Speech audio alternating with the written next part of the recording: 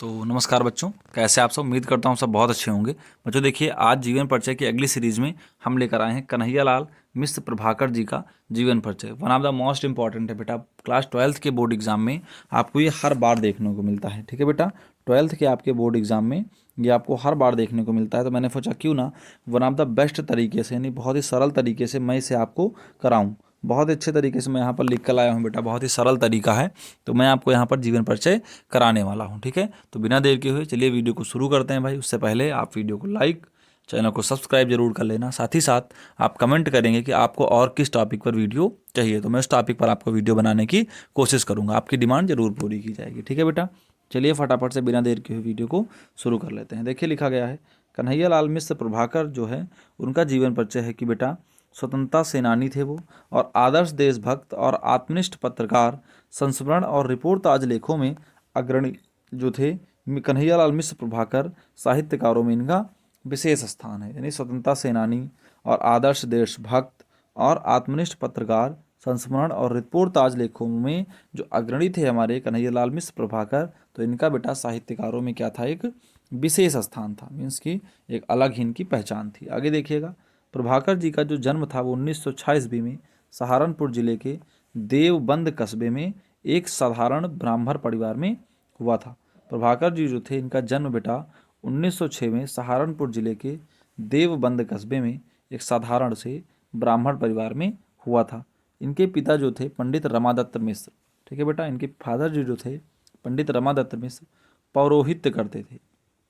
इनके जो पिताजी थे पंडित रमादत्त मिश्र, ये बेटा पौरोहित करते थे। परंतु जो उनके विचारों में क्या थी, महानता, और व्यक्तित्व में क्या थी बेटा, दृढ़ता थी।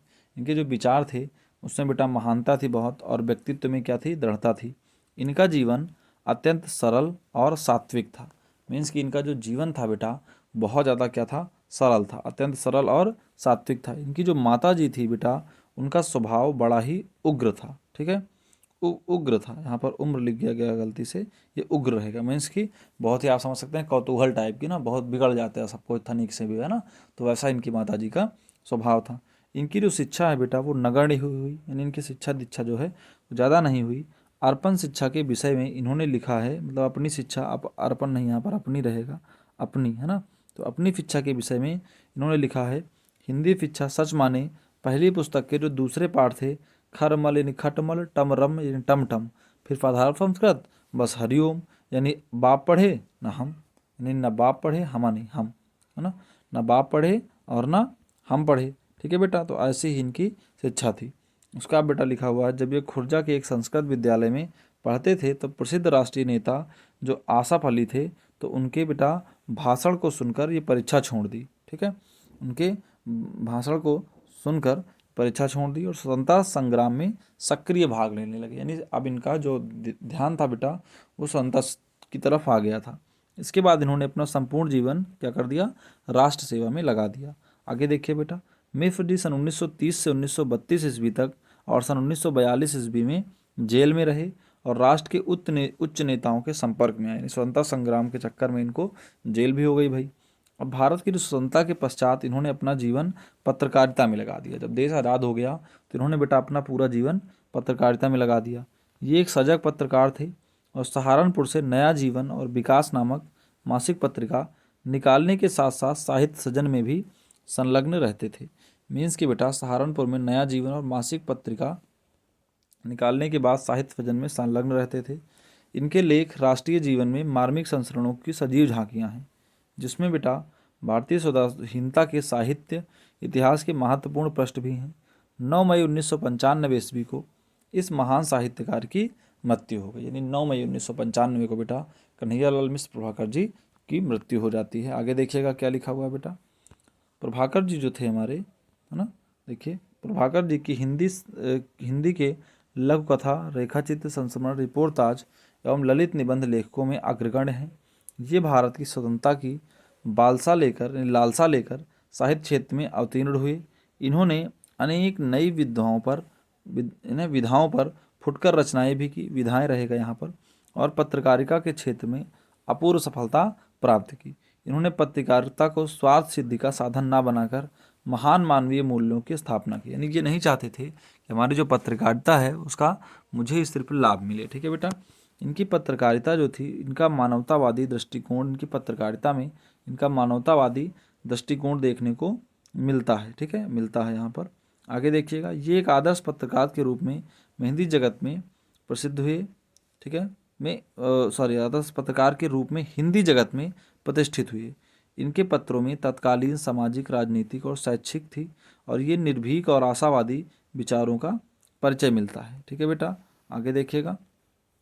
उसके बाद राजनीतिक और शैक्षिक में से निर्भीक और आशावादी विचारों का परिचय मिलता है, यहाँ पर निर्भीक रहेगा।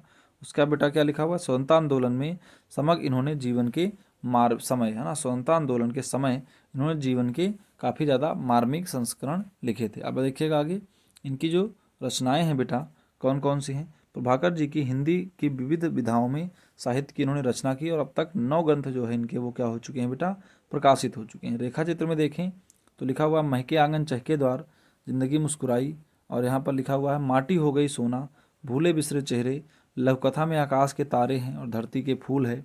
आगे देखेंगे बेटा, संस्मरण में लिखा हुआ है दीप जले शंख बजे, ललित निबंध में क्षण बोले कण मुस्कुराए, बाए पा लिया के घुंघरू। संपादन में इन्होंने अपना जीवन विकास के 2 पत्रों का संपादन भी किया है। इन पत्रों में प्रभाकर जी सामाजिक, राजनीतिक और शैक्षिक समस्याओं पर आशावादी और निर्भीक विचारों का जो है परिचय मिलता है। आगे देखिएगा बेटा, लिखा हुआ है साहित्य में स्थान, है ना, तो श्री कन्हैयालाल मिश्र प्रभाकर शिल्प और वास्तु दोनों ही दृष्टियों से समर्थ जो है, जो यहाँ पर क्या लिखा हुआ बेटा, समस्त लेखक है ना। इनकी जो लघु कथाएं हैं वो भावपूर्ण हैं, और संस्मरण में राष्ट्रीय जीवों की मार्मिक झांकी है। ये मानव मूल्यों के फजक प्रहरी के रूप में एक आदर्शवादी पत्रकार थे।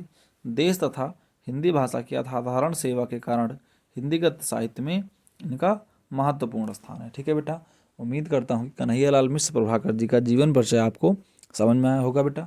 जीवन परिचय अगर समझ में आया हो तो वीडियो को लाइक कर देना, चैनल को ज़रूर सब्सक्राइब कर देना, क्योंकि हमारे इस चैनल पर आपको ऐसे वीडियोस हमेशा मिलती रहती हैं बेटा। जो इस जीवन परिचय में थोड़ी मिस्टेक्स हो गई थी, त्रुटियां हो गई थी, तो उनको हमें क्षमा कर दीजिएगा भाई, क्योंकि टाइपिंग की मिस्टेक हो जाती है कभी कभार ना। जब टाइपिंग होती है तो उसमें अक्षर नहीं समझ में आते हैं, जब अक्षर काफ़ी बन नहीं पाते, इतना पूरा लिखना जो है बहुत मेहनत का काम होता है, तो इसलिए क्षमा चाहता हूँ अगर आपको इससे ठेस पहुँची हो। लेकिन अगले वीडियो में मैं पूरी कोशिश करूँगा कि कहीं भी एक भी गलती ना होने पाए, और है भी नहीं, बस ये हो जाता है थोड़ा सा मिस्टेक कभी कभार, है ना।